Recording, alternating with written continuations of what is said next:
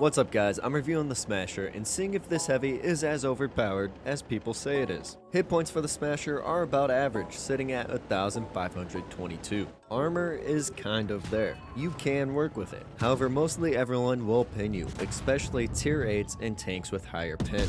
We'll go over the armor more in Armor Inspector. The view range is on the lower side for your tier 7 heavy at 257.4. Concealment is not good, but that's to be expected from a heavy, especially one as tall as this one. Damage per minute is actually pretty decent, sitting at 2,356. The reload time is on the longer side though, at 16.30 seconds. Penetration really is not the best. You'll struggle to pin tanks with decent armor, especially more heavily armored ones like some at tier 8. The AP is at 148, Heat 268, and HE 91. The average damage is good and very satisfying when you land your shots. The AP is at 640, Heat 545, and HE 96.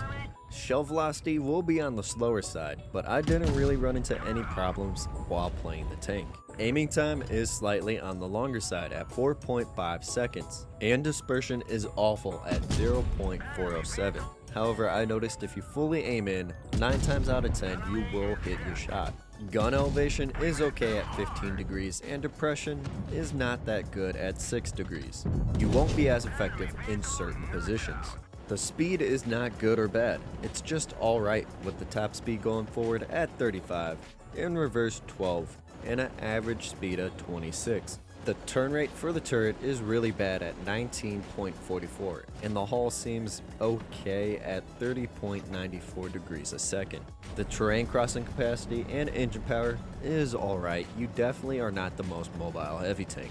I'll flash everything I use on the screen. You can copy it or use it as an example. That's just how I personally like to use the Smasher. Collector tanks don't make as many credits as premiums, but it does seem to make an alright amount of credits for you. This is the perspective of another Smasher. Looking straight on with AP, you can only pin the hull. However, when I switch to Heat, you can pin most of the turret as well. And this is what you'll look like going up against most tanks. The only armor you got is on the gun mantlet and the outer cheeks. When I switch to X-ray mode, the gun mantlet, top portion of the side of the turret, and the sides of the hull have spaced armor. It can do well in a side scraping position. Just watch out for the front of the hull and the turret being exposed. To make the turret harder to pin, angle it as so, but you'll have to keep an eye on that turret ring. Hull down really won't work against tanks with higher pin. I would constantly wiggle and angle the turret, but I would mainly pair being hull down with peekaboo. Everyone will pin your sides and rear. How would you play the Smasher, and what are some tactics you could use to play it effectively? I would go with the heavies unless my entire team decides to push the medium side. I'll be on the front line in a side scraping position or a spot where I could use peekaboo, get a shot off, and immediately get back behind hard cover. I heavily recommend staying with your team or at least a teammate to cover you during your long reloads. If you go off on your own, you'll easily get picked off. What are some tactics you could use? Peekaboo, in my opinion, is going to be the main way you're going to play this heavy tank. Get your shot off and immediately get into hard cover. Trading will happen as a heavy tank. Make each trade worth it. 1v1s and brawling will happen, but I recommend trying to avoid these if you can because of the long reload. Just know what tank you're going up against and if you'll be able to take them out. Sniping I really wouldn't recommend. However, I've noticed if you aim all the way in, most of your shots will land. Hull down wouldn't be the first position I'd get into in this tank, but it can work. Pair this with peekaboo. Side scraping can be effective, but in my experience, not so much. I was most likely over angling and didn't realize it, but do what you will with that information. Face hugging is a 50-50 with this tank. Just know what tank you're face hugging and if you'll be able to take them out. The battle is constantly changing. You may have to adapt and lead a push, or hold the line so your lights and mediums can flank the enemy team. Use some common sense and keep your situational awareness. If you think I left anything important out, please leave it in the comments below for others to learn. Now let's get into the replays.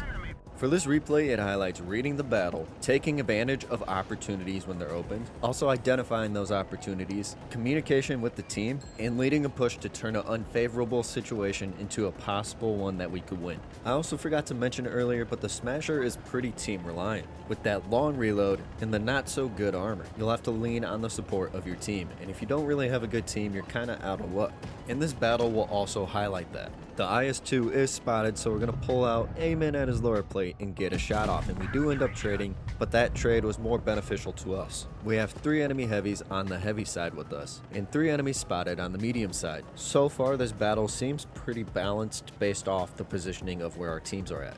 I'm almost done reloading, so I'm going to pull out and see if I could get another shot into the IS-2. Honestly, I did not expect to pin him. My only chances of even pinning him right here is to fully aim in on his cupola, and even then I highly doubted I was going to hit it. I guess RNG was just on our side, and we lower him down to a definite one-shot, and I believe he ended up bouncing off our gun mantlet. I noticed we were down 1 tank, so I quickly check our left side, and I'm going to be honest, it's not looking too hot for our left side over there. So this is the moment where I try looking for openings to move up and take out these heavies, so we could turn around and help our teammates on the left side if they're still alive by that point. The IS-2 just shot, so that's our opening to push up and get a shot into the T-77, and we lower him down to a definite one-shot. Right here is when I start the push and communicate to my heavies to start attacking. I'm willing to take any hits from that T-29 and the T-77. As long as my 2 heavies push up, I should be fine. We get another shot into the T-29, lowering him down to a definite one-shot for our IS-2. Thankfully, we had 2 competent heavy tanks, and they pushed up with me when I started the push. And as you saw, the IS-2 took out the T-77, so I didn't really have to worry about him.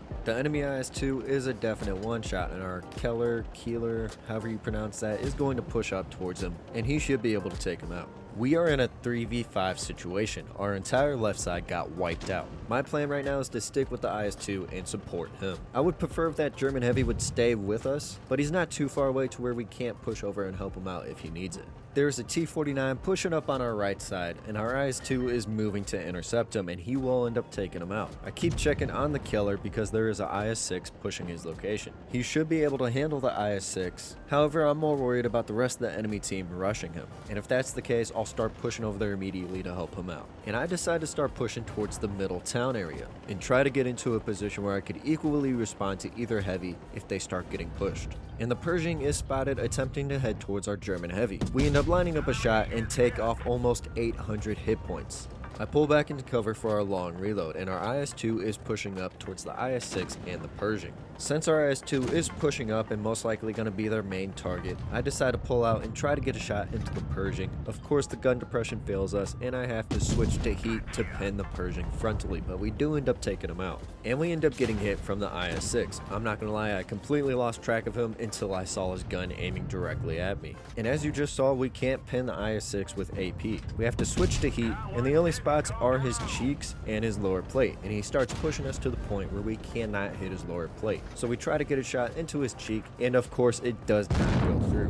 But our heavies do end up taking him out, and we are just barely alive. We did 4,100 damage for that battle and got a 2nd class. Got a pretty decent amount of credits for a collector tank, and top of the leaderboard for this battle. Also, shout out to the Keller and the IS-2, that's probably some of the best teamwork I've seen in a while from World of Tanks Blitz. For this replay, the main takeaway, and probably the biggest thing you need to learn in World of Tanks Blitz, is how to correctly read a lineup and go where you're supposed to be at the start of the battle. There's been so many times where I've been on a team and they don't read the lineup and they don't know where they're going at the start of the battle. They'll either go off in onesies and twosies and get picked off, or all cluster up together and it's like shooting fish in a barrel, which is pretty much what happens to this enemy team. Which, if you don't know how to do that, go ahead and watch some YouTube videos and get better. Speaking of which, I do plan on making videos on those topics. I just don't know when I'll be able to get around to making those. We are pushing the heavy side, and immediately I am going into base A, as most people just tend to forget it's there. And the AMX 5100 decides to YOLO.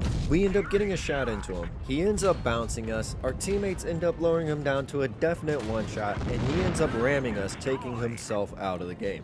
For the sanity of your future teammates, do not play like that AMX. I'm going to stay in base A until I capture it, and then I'll start pushing up towards base C. Our teammates are already applying pressure on C by getting shots into the Lova. I was expecting to face 4 heavy tanks and at least 1 tank destroyer, but we only end up facing 2 heavies and one of them got deleted within the first minute of the game. We end up taking out the Lova, and as you saw, we could not pin his side with AP. We had to switch to heat just to pin his side. The rest of the enemy team is spotted all within base D, so I'm going to push up to C, help our team in capturing it, which really just turns into a drive-by and I just get a capture assist. As we round the corner, the IS-5 is going to be out in the open, so I stop, aim in my shot, switch to heat just to make sure it actually pins him and we get a shot into him. What was that?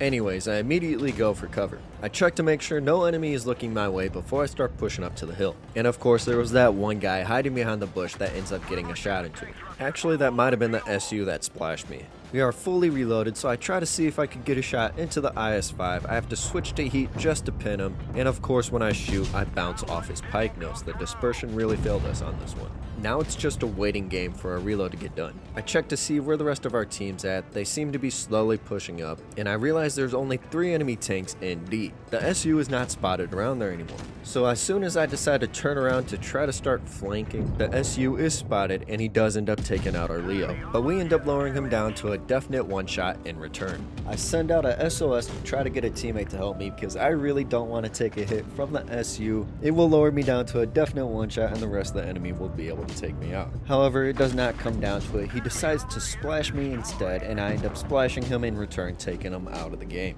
And I only get one more HE shot into the rear of the T-77, doing close to 900 damage, and our team ends up taking out the rest of the enemy for the win. Is the Smasher as overpowered as everyone says it is? Against tier 7s and 6s, yes, definitely. And I would say it's not as team reliant at the same and lower tiers.